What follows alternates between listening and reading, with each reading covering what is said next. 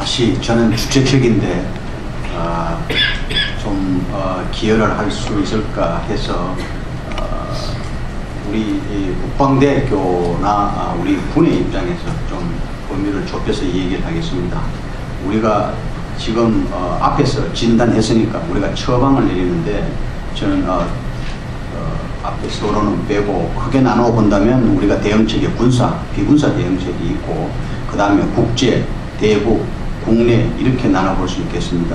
그런데 저는 세 가지 범주에서 하나씩 준비를 했는데 제가 시간이 되는 앞부분에 허용하는 만큼 얘기하고 두 번째 또 턴이 올 때 제가 또 마무리하도록 이렇게 하겠습니다. 국제적인 우리가 대응에는 외교 능력 강화입니다. 그래서 저는 국방대학교에 있는 이만큼 저는 국방 외교에 대해서 제 소견을 얘기를 하고요. 두 번째, 대북 우리가 군사 전략에 있어서는 전략과 전력을 정비하는 데 있어서의 제 생각을 말씀을 드리고요. 세 번째로는 국내적인 우리 조치로서 저는 안보식의 문제, 박영욱 지금 차관님께서 김석우 사님께서도 박영욱 차관님께서 국론 분열 문제를 얘기하셨습니다. 이번에 천안함 사태를 나는 걸 계기로 그전에도 없었던 건 아니지만 그래서 안보의식 혹은 어떤 안보관 어떤 안보 공동체가 필요하겠다. 다양한 의견은 좋으나 우리가 안보라는 의식에 뭔가 공동분이 있거든. 그래서 우선 첫 번째 국제적인 우리가 대응에 있어서는 국방 외교에 대해서 제 얘기가 시간이 5분밖에 안 되기 때문에 큰 것만 얘기하고 넘어가겠습니다. 우리는 국방 외교가 사실 국방 무관이기 때문에 외교부에 외교관들이 있듯이 우리도 무관부가 운영이 되고 있습니다. IMF 때문에 축소되기는 했지만 저는 이 무관부의 기능이 많이 강화되어야 된다 하는 그런 측면을 제가 첫 번째 하나 말씀을 드리고요. 물론 또 이 무관에는 군수 무관의 역할이 커집니다. 우리 방사청에서 우리가 1,000만 불, 1억 불 정도 하던 8, 90년대에서 지금 저희들이 30억 불, 지금 그 조만간 50억 불을 목표로 하고 있습니다.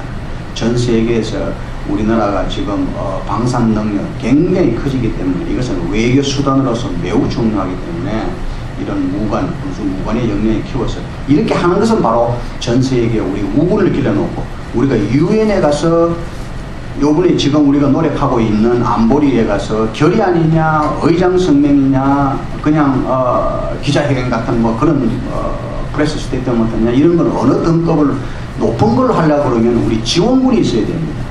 그럴 때 매우 중요한 거기 때문에 두 번째로는 뭐 아시겠습니다만 길게 얘기하자 우리 국제평화활동 평화의 주권을 전 세계에 많이 내보내는 것 이거는 제 개인의 생각입니다. 우리 국방부의 생각은 정부의 생각은 아닙니다만 우리가 지금 3,000명을 준비하고 있는데 저는 이게 작다고 보는 사람입니다.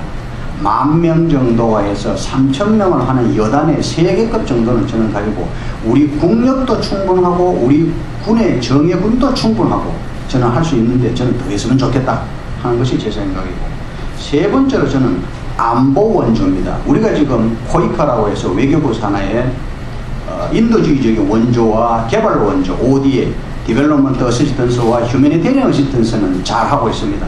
대통령이 이미 천명한 대로 우리가 0.26% 맞습니까? 제가 생각하는 굉장히 많이 높이겠다 했는데 원조가 완성이 되려면은 시큐리티 어시스턴스가 있어야 됩니다. 그건 우리 물론 원조는 외교부가 하더라도 바로 우리 군에 관련된 겁니다. 우리 군사적인 것도 군사 원조도 해야 됩니다. 이것은 우리가 돈이 남아서가 아니고 이것도 우리 원군을 만들어내는 여러 가지 제가 내용 시간이 없어서 다 말씀 못 드리겠습니다만은 그래서 이 세 가지 항목의 원조를 강화해야 됩니다. 특히 우리는 시큐리티 어시스턴스를 안보 원조를 많이 해야 됩니다. 필요한 거. 그렇게 해서 우리가 만약에 우리가 방산의 무기를 가지고 우리 원군을 국제사회에서 우리를 지지하도록 요번에 남북 우리가 성명전 국제적인 조사단이 와서 했는데도 불구하고 북한이 생태를 쓴다. 여기에 대해서 전 세계 몇 개 나라가 우리 한국의 국제조사단의 정통성, 신뢰성을 인정하는 그런 성명을 발표해 주느냐 안 해주느냐 이게 바로 관건입니다. 이걸 어떻게 할 것이냐 우리가 이런 수단으로 해야 되고요. 제가 아직 한 2, 3분 더 남았기 때문에 두 번째 거는 저는 대북 군사 전략에 있어서 제가 하고 싶은 얘기는 지금 해군이 대양 해군을 하다가 앞마당이 어떻게 뭐 놓쳤다 해서 뭐 다소간 뭐 그런 게 있고 이렇게 있고 그래서 지상군 국지 도발에 대해서 더 대비를 해야 된다 하고 다소만 이런 게 있는데 저는 이렇게 생각합니다. 우리가 전략 방어군도 필요합니다. 이거는 핵은 아니더라도 우리가 전략 무기, 공군, 주로 해공군이겠죠. 잠수함, 전략 폭격기 뭐 이런 게 필요하겠고 그 다음에 일반 목적군은 우리가 잘 돼 있습니다. 좋습니다. 그 다음에 세 번째 제2하이그룹에서 저강도 군전. 지금 말한 이런 소소한 해상에서나 지상에서의 테러에서부터 왜 이 저강도 군전군이 중요하냐면 북한의 대남 전략이나 전력은 하이브리드 워입니다. 다양한 핵으로부터 테러까지 굉장히 스펙트럼이 넓습니다. 그런데 우리는 중간에 일반 목적군 정규군에 대한 대비가 강화되어 있습니다.